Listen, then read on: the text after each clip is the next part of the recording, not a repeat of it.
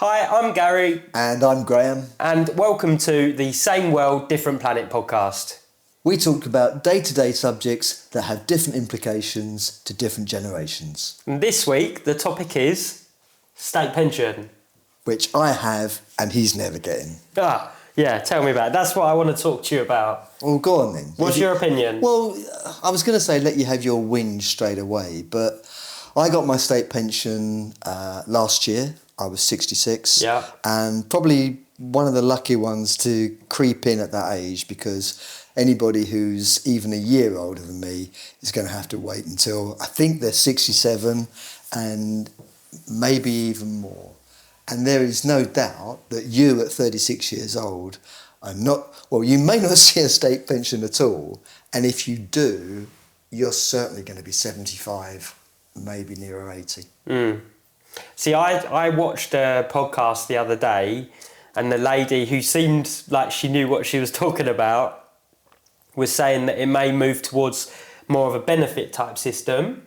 Okay. Where those who need it more will get more, and those that need it less will get less. Okay. And she also mentioned that at the moment we're en route to the balance going to zero in the 2040s. What does that mean, going to zero? What she said obviously there'll still be cash flow coming into it. Yeah.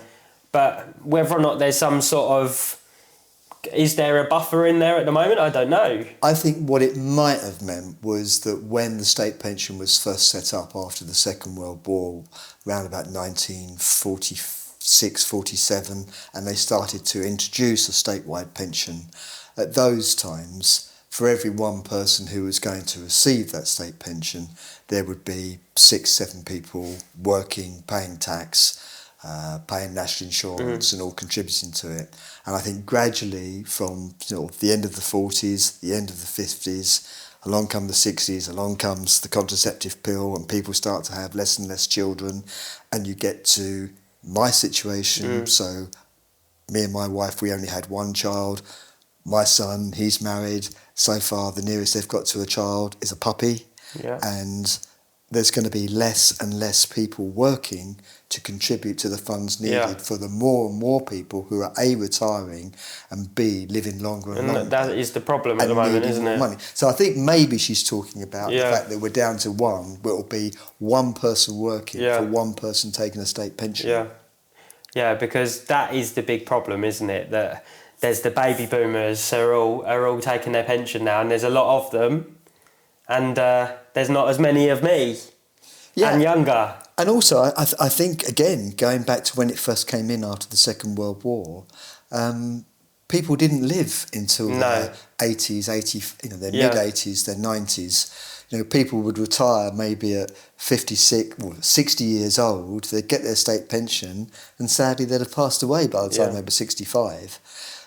Whereas now, somebody like me, I retired 10 years ago in a couple of months, so I was 56. I'm kind of hoping that I might make it out to 86. Sure. So there's 30 years of pension that's got to be found there, whereas previously there may have been only 5 to 10 years. And it just isn't sustainable. So why do you think someone like me should miss out on a state pension? I'm not saying that you should miss out. I'm just saying that there's an awful lot of things. You said whoever this lady was that she was talking about it may be more like a benefit.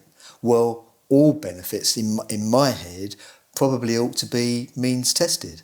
And if you need them, if you genuinely need them, there needs to be a safety net that the state will pick up. But if you're fortunate enough not to need it, then that should be more money for people who do. So then why are we told throughout our life, buy your NI credits, to get your state pension? Is that not being lied to because that's how I feel. I feel like, to the point I actually logged on to the state pension platform in the past to see if I had any missing credits to purchase back, Yeah, but it's a safety net.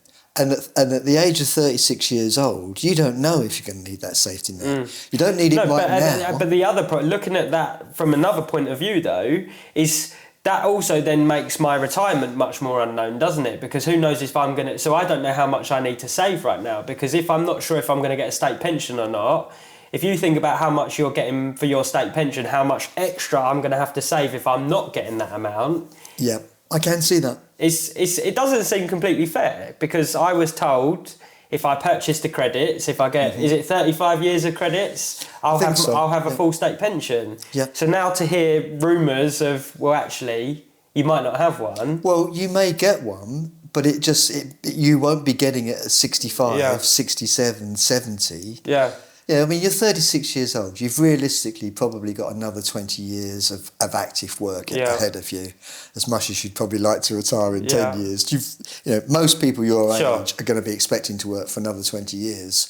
Well, in 20 years' time, all that talk that we had at the last podcast about AI and stuff, hopefully, you're going to be living another 10, 20 years longer than I do. Sure. And therefore, it makes sense for you potentially not to be claiming your pension until you are maybe your mid-70s or even 80. If you're going to live to 110, which in 20 years' time, perfectly feasible. Possibly. The way things are going. Yeah. I don't think there's a country in the world that could afford to pay a state pension for all from the age of 65 till they're 110. Sure. No, I respect that. I respect it moving up with life expectancy, but the risk of losing it entirely seems unreasonable. Yeah, I'm not unsympathetic to that. Well, here's a thought that would probably make me very, very unpopular with people my age and older, is that maybe we've reached a time where we have to look at what everybody leaves behind,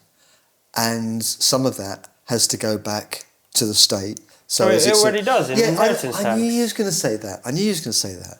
But maybe we need to be taking more. It's just, when does it stop though? This whole benefit system, maybe I'm going to be. Do you want a pension? Do you want a pension? I'm going to be, but I've. If you get a pension, you can also save, can't you? There's got to be a correct balance. It can't just always be, just give more this way. I think there's got to be a balance. Do you not agree with that? I agree there has to be a balance in terms of... Otherwise, sorry to overtalk you, what's the point of... Where does that help you grow as an economy and make people want to work hard? If the answer is... I'll sit back and get benefits. Yeah, I think that is you listening to the wrong news channels. I don't listen to any news. So that's and you having parents maybe who read the wrong newspapers. I think there's a very, very small amount of people. Yes, there are people sitting around not working, not doing anything, and just waiting for a handout from the state. But they are in the vast, vast minority. The vast majority of these people in this country are working really, really hard. They know that maybe the pension won't be waiting for, or at least the state pension won't be waiting for them. So they are trying to put money aside. But it's incredibly difficult at the moment, if you look at the cost of living, for people to take any of their money that they've got left at the end of the month and say, I will save that for 30 or 40 years' time. It's not realistic. People are even, a generation below you, so people who are in their early 20s, what are they trying to do with their money? They're trying to get a deposit together for a house. Maybe I do look at things in a different way, because I had a different brain when it come to money growing up, I know. And because I remember as an 18-year-old, all my friends would be going to the parties. I'd be working at those parties. I'd be earning money from the parties, Then I'd be going on afterwards to work in the nightclubs and things. And I'd be... And I feel like it was always... I don't know why, but it was always... I wanted to save. I wanted to make my future better, Yeah. Whether or not that's something that was drilled into me from a young age, I don't know. But I just feel that... Well, there's no doubt that your parents gifted you an incredible work ethic. And it's true that not everybody has that. But there's an awful lot of people who are going out there 9 till 5, 5 days a week, 6 days a week, working really, really hard. And, if they've got young kiddies, a lot of mums are not staying at home. The mums are going back to work as well. the cost of putting a kiddie into nursery now is astronomical. Yeah. So, you're in an unusual position if you're able to look at your actual income and say, I can put 10, 15, 20% of that away and save that for a pension, however you turn to use that investment. Right, what else do you want to moan about on state pensions?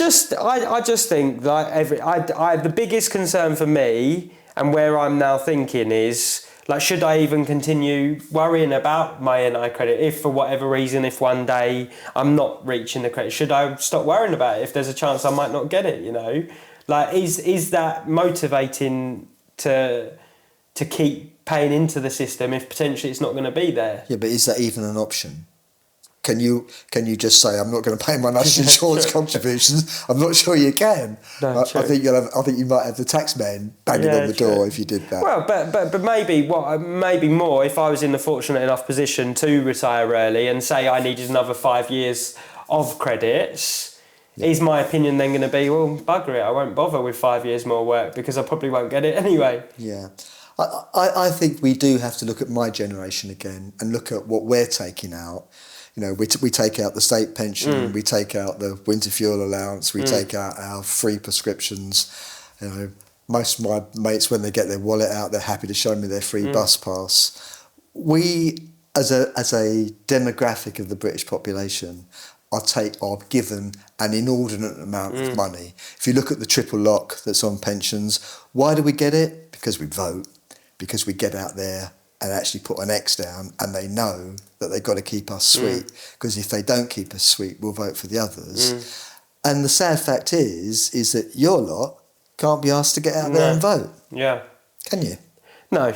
So therefore, we get the toys. Yeah. I see what you're saying, and it's almost like you lot are causing the problem, so why should you not take some responsibility rather than it being pushed down the line to future generations? Well, I think that's the biggest thing. The biggest thing is that no government is going to come into power and take this on and grasp the nettle because it's too painful. So what they do is they kick it into the long grass and they say, we'll let the next government deal with that. And all that happens is the problem gets bigger and bigger and bigger. And one day, some government's going to have to go, we can't pay pensions to anybody now. But at the moment, nobody's looking at it. Everybody's just saying, that's in the too hard box. We'll kick that down the road. But what you have just reminded me of, though, is the podcast we had last week about AI. And you said it's my lot that are causing the problem. That's the biggest fear. AI will take a look at my lot and say, these pensioners, we don't need them anymore. Well, bring on AI, I'd say. And we'll be off. Bring on AI. Maybe that is a good place to end this week's podcast. So, yeah, hope you enjoyed it. See you soon. All right, take care.